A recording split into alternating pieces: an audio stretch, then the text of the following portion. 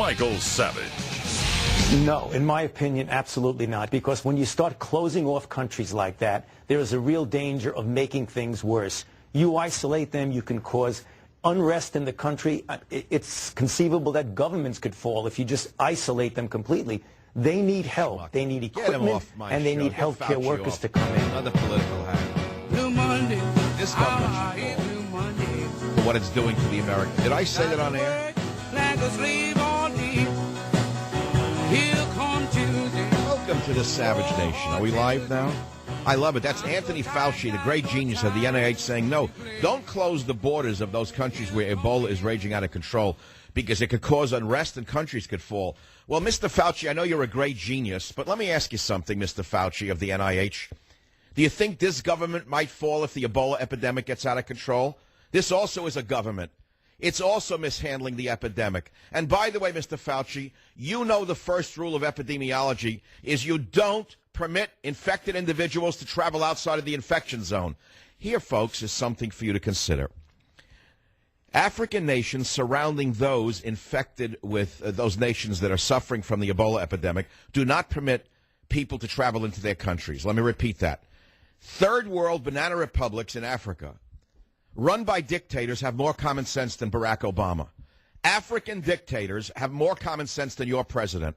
Go figure that one out. They don't let people from Liberia to enter their country, but Obama not only lets them, he argues that if you prohibit them from coming in, dire consequences may result in those countries. Governments might fall. This government could fall if this gets any worse. And by the way, while we're talking about epidemics and illnesses and things of that nature, the ED68 virus, which is raging through our school children, was brought in from Central America by Obama's children by the trainload this summer. It's a crime against humanity. The man should be impeached for that alone. And yet there's not one public health official in America who will tell you the truth. I know the truth. How can I prove I'm right? It's really basic science.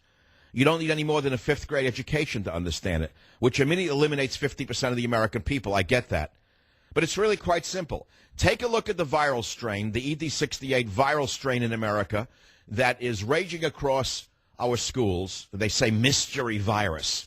You will see that it's identical to that virus, endemic in Honduras, and Nicaragua, El Salvador. In other words, exactly where Obama's children came from. He brought them in.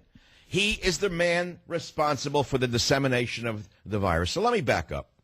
I know it's Blue Monday. This is the kickoff day for my book, Stop the Coming Civil War, and I'm on my own. I get that. Not one television outlet will have me on. Think about this. They have everyone under the sun, but not Michael Savage, not even on Fox. I'm banned from Fox. That's their loss, not mine. But today is the kickoff day for my book, Stop the Coming Civil War. And tomorrow it's going to be available in the stores, and I'm going to ask you to go in and buy it and show it and talk about it and try to stop the coming civil war, not start the coming civil war that this administration's been working on from the day it seized power. But let me ask you some questions. We're told that America is greedy and capitalistic. Isn't that what the left says in the universities? Oh, this is a greedy capitalist country. Meanwhile, they're living there on subsidies, and half the population is subsidized along with the school children. Half of this population is subsidized, yet they think that they're victims. They think that they're victims, and yet these subsidized cases have representatives who run the government. We have no representatives who run our government, do we? Think about that. Do you have representatives that run the government? No, the victims have representatives that run the government, and yet they're living off our welfare. Are you listening to me? Here's another little question that came to me by email to the Savage Nation. Why are we cutting benefits for our veterans, no pay raises for our military, and cutting our Army to the lowest level in 50 years, but we're not stopping the payments or benefits to illegal aliens? Think about that one. Am I the only one who's asking these questions? I have all the answers in Stop the Coming Civil War. And by the way, if you think you've heard it all, you better keep listening, because here's something you haven't heard anywhere else. In the middle of the night, 4 years ago in the middle of the night, Obama, with an executive order, scrapped a CDC rule which gave feds the power to block ill travelers. You heard me. Because of the deviants at the ACLU, Obama went in the middle of the night, and with his pen and without Congress, he eliminated the CDC's right to block ill travelers from entering the United States. And the CDC, which could have blocked travelers with the deadly Ebola virus from entering the U.S., can no longer do so. This was picked up by the Daily Caller last week, and it would have given the federal government quarantine power over sick airline passengers. Now, why do you suppose the deviant sickos at the ACLU wanted quarantine powers to be eliminated? It's really quite simple. You can put the dots together. You can figure out who runs the ACLU. You can figure out how psychotic they are, can't you? Meanwhile, the State Department is refusing to ban travel from West Africa to the United States, despite calls from Representative Alan Grayson, Florida Democrat, who first requested a travel ban in July in a letter to so-called Secretary of Hate John Kerry after the first Ebola cases broke out in West Africa, according to the Washington Times. And yet Obama refuses to ban travel. And let me repeat what I said at the top of the hour. Are you ready? Pay attention, angels. Pay attention, angels in the savage nation. Attention, savage shoppers. Pay close attention. Banana republics in Africa surrounding the Ebola countries prohibit Ebola nation citizens from entering their country, which means that third world African dictators have more common sense than our dictator. This is Michael Savage. I stand by those words. That opens the phones up at 855-400-7282. Why does Obama permit those with Ebola to enter the United States is the leading question today. WABC, Craig, you're the first up on the Savage Nation. Fire away. Listen, this is negligence for Obama to let people in through the border because... Oh, hold on. What do you mean by negligence? It's not negligence. You don't think he's doing it on purpose? I just told you by executive order he eliminated the ability to quarantine them. So that's not negligence. They're letting people... All right, he's repeating already. That's all. Callers like that make radio a pleasant place to be. The book will be given out free today to all good callers, and the emphasis on the word good. 855-400-7282. Last day sale, 50% off right now.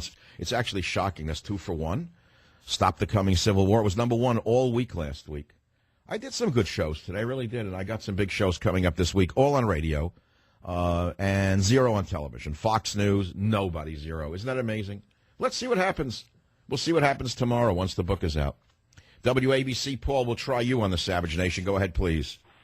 Hey, Doc Savage. Listen, I said we need the Savage Angels to come out, get some sort of website going, report all these things. It's all political cronyism, and evil runs its way through corruption. It could be intended... What do you mean by a savage angel? You mean like a guardian angel? Call them savage angels? People who really investigate and tell the truth in the news, not these paparazzi, bored-out news. Right, so let me read you some truth. How about some truth? You ready for this? Page 71. In January of 2014, the U.S. Senate Select Committee on Intelligence released its bipartisan report on the Benghazi terrorist attacks. By the way, this is from my book. Now, although there's books out on Benghazi, no one has the facts I'm about to read to you, which is from my book. The Senate Select Committee on Intelligence released its report in January of 2014. It contained information so shocking I can't believe it hasn't been the focus of an investigation, I wrote. The report said that, quote, as many as 15 people supporting the investigation or otherwise helpful to the United States have been killed in Benghazi since the September 11th, 2011 attacks, reference number 30. 15 people who helped us in Benghazi have been killed since then. Are we supposed to believe that those deaths are not somehow connected to the fact that these people helped us on that night? Are we supposed to believe that their deaths are just a coincidence? Think Frank Nitti. Think Al Capone. Think divide and conquer. Think about this country's being run like a banana republic right now, turning one group of people against another, and we're all going to suffer. I'll be right back.